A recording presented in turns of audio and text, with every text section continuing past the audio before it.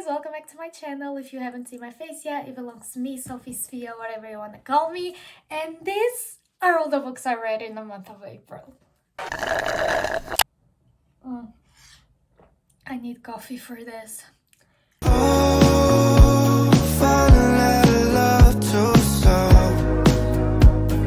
So I read a total of 9 books this month, which for me, it's a lot, especially considering that I was in Italy for the start of the month and I had 2 full weeks of school during this month and I still managed to read 9 books. That's like a lot for me.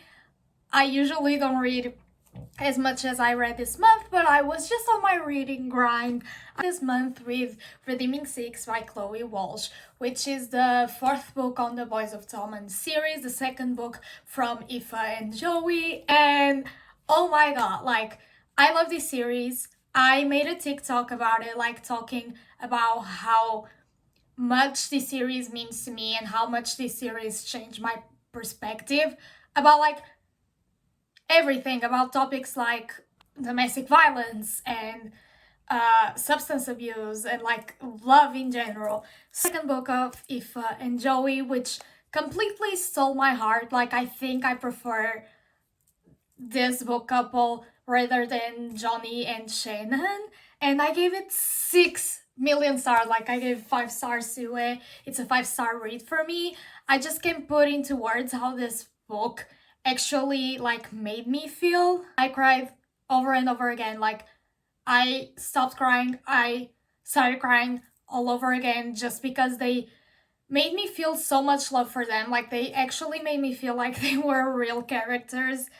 I don't know how people are able to walk in this world and like to go on with their daily lives without like feeling the emotions I felt reading this book. Like, I don't know how people manage to live without reading this book. I want my future children to read it. It just blew my mind, okay? It's like one of the best books I read, one of my favorite books ever. Like, I love Joey. Joey is probably my favorite book boyfriend and one of my favorite like characters that I have ever like read. If you give like a tiny ounce of like attention to whatever I say about books, like, let your attention be towards this book, and please take my recommendation when I tell you like read the Boys of Tommen series and read Saving and Redeeming 6, because okay, so then the 2nd book I read this month was actually Magnolia Parks, which is like the 1st book in the Magnolia Parks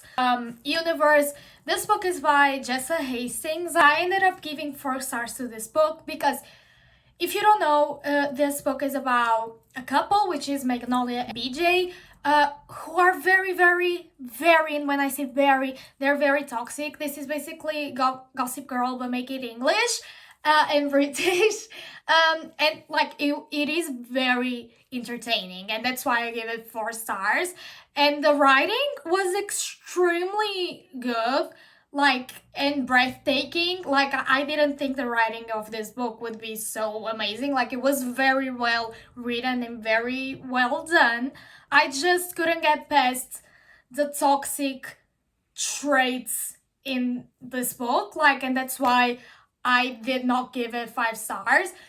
Also, there's a specific trope that if you read the book, you know, there's a specific trope in this book that I can get past, and like, we discovered like this book ends on a complete plot twist, which is good because it makes me want to read the rest of the series. But like, because it's so entertaining, like, you're reading basically about them being toxic with each other and like just denying that they're in love for each other, and the fact that the whole book, the whole premise of the book is just them being toxic. But besides that, I gave it 4 stars. I think it's a good book if you like wanna go, like, I was reading this book on a plane going into Italy. So basically, it is a very good book. And as I said, the only thing keeping me from giving like a higher score to this book is that specific trope that I was talking about. Okay, then I went into The Silent Patient by Alex Michael Leeds. I don't know how to say his last name. I'm so sorry. But this is a thriller, and it's basically a book about literally a woman who is married, and one day she shoots her husband 5 times and never speaks again. And it's the story of like this therapist trying to get this woman to speak. And let me tell you, I have been wanting to read this book for so long now, and my genuine reaction to this book was, what the fuck? Like, what the fuck is happening here? I ended up giving it 4.75, which is very close to 5 stars, because I loved it. Like, I love thrillers. This just proved to me that thrillers are amazing, that I love thrillers, and that I might possibly be on my thriller era very, very soon, because I liked everything. I liked the writing, I liked the story, I thought it was amazing. And if you're wondering why I gave 4.75 stars to this book, let me explain it to you. And I have like a whole thing written about this book, and I'm going to read it to you. Let me just say, don't get me wrong, like, everyone should totally read this book. Like, it's so good. Like, I totally recommend it. The plot, the depth, the writing, like, everything, like the twist. It's a page turner, okay? It's an amazing book. I'm not saying it's a bad book, because it's a 4.75 star rating from me. But here's the reason why I didn't give it a 5 star. And this is a minor spoiler, like, it's not relevant to the story, but like, it happens in the middle of the book. So if you don't want to hear like this minor spoiler, that just skip to the next. The way the author decided to write about borderline personality disorder infuriated me, to be honest. Borderlines are seductive, Christian says. Christian is one of the therapists in the mental health facility. This pathology already has such a bad stigma around it, where we already get very ashamed of being diagnosed with it, which is true. This seduction the author is talking about is simply the chase and crave for constant validation because we lacked of it at some point in our lives. Imagine someone who never heard of the disorder and might have come across this book. The first thing they are going to think about people with BPD is, oh, they're seductive and promiscuous.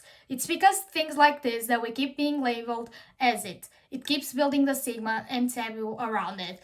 So I wrote this, and as a person who deals with this, like, reading the book and literally like reading this specific part, like, borderlines are seductive, like, it made me angry, okay? Like, it wasn't like a factor for me to like completely going from loving the book to hating the book, but like, it kind of bothered me, like, reading that about someone who is like that, you know? I didn't like the choice that the author made about like talking about borderline like this. The 4th book, I think I'm on the 4th book I read this month, was Long Way Down by Kristen Beccarici, which is the 9th book on the Addicted / Calloway Sisters series, the 2nd book of Rock and Daisy, which are literally my favorite book couple besides Aoife and Joey. They're literally my favorite book couple. I love these people so much.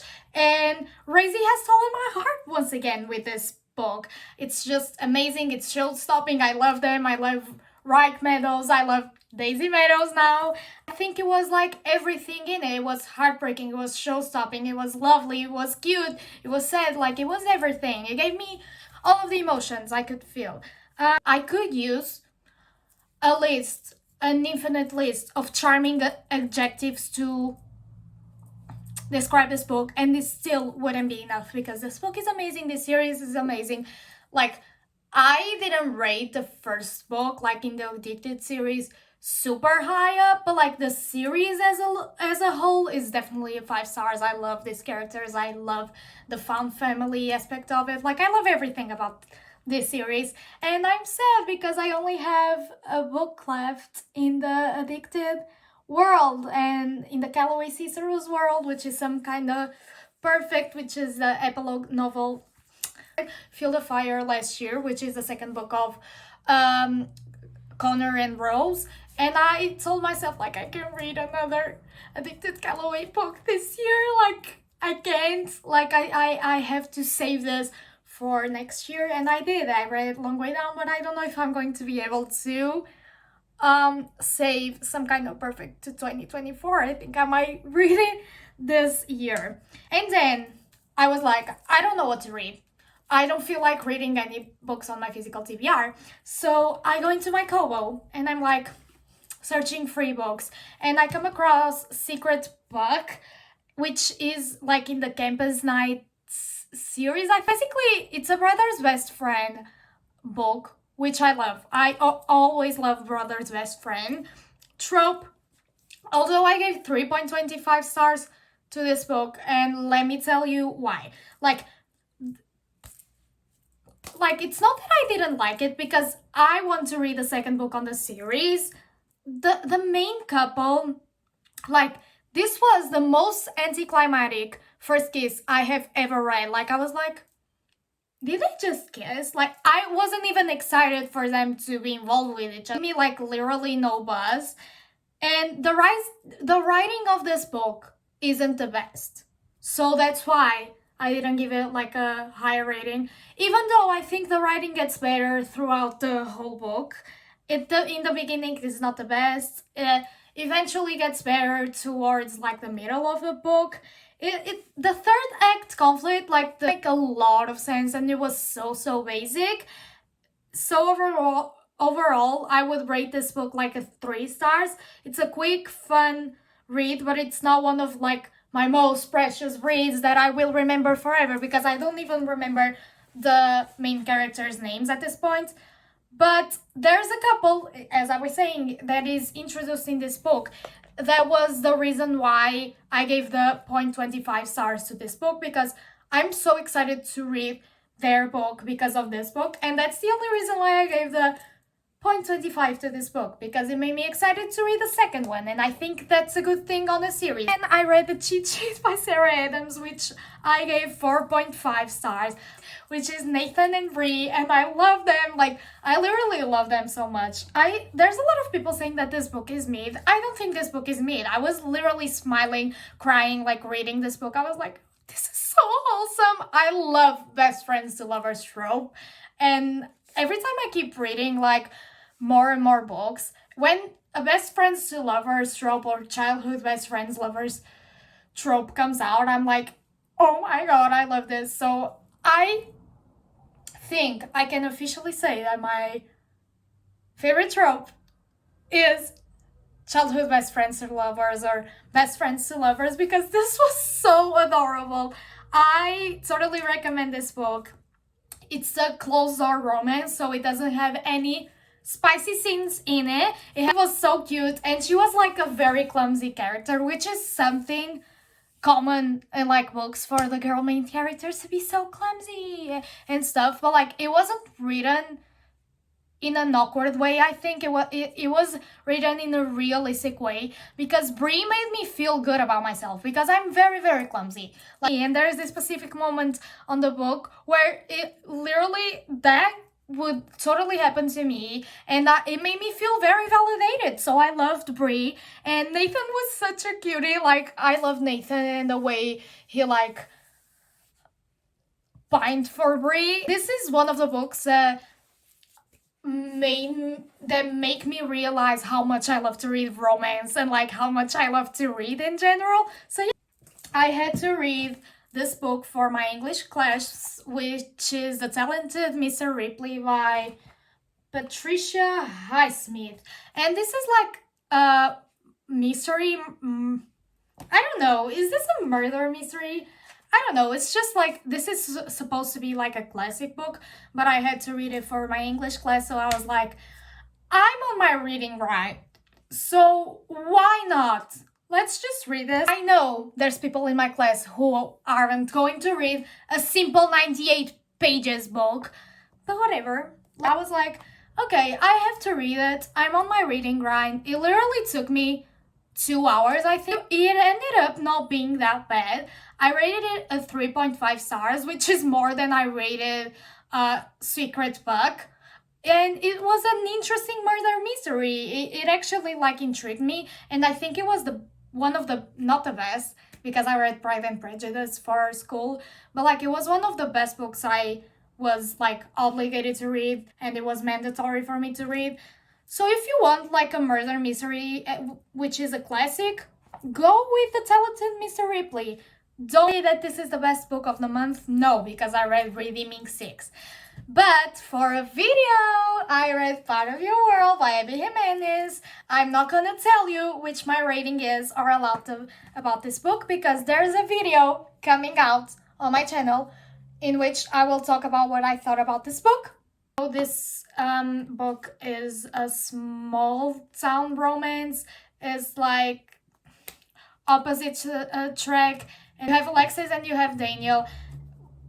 One night, like Alexis is driving, her car stops working, and Daniel is the one who like gets the car to work, and they end up hooking up that night. And then the romance basically evolves from that. I read another book, which was the last book I read this month, and it was also for this video, and it was the Romance Book Club by Alyssa K. Adams, which again, I'm not gonna tell you what I gave the book as a whole, but you're gonna have to wait to watch that video. One, which is like a very, very fun premise. I think the concept of the book is so funny. It's a book club between bros, between some guys who play professional baseball, I think, and where they read romance novels. More specifically, smut novels, because the main character, which is Gavin, wants to know how his wife's brain works and how to pleasure her in the best way, because she's like filing him for divorce. So he's like, no, I'm going to make this right. So he begins to go to this book club meeting, and he reads smut novels. Through all the books I read in the month of April, I'm so happy with this reading month. It was like probably the best reading month in my life ever. Like, I loved majority of the books I read, and I found new favorites, and it was amazing. I loved it. I love reading. This month just proved to me how much I actually enjoy reading. These were all the books I read in the month of April. I hope you guys enjoyed, and I'll see you guys on my next one. Love you guys. Bye.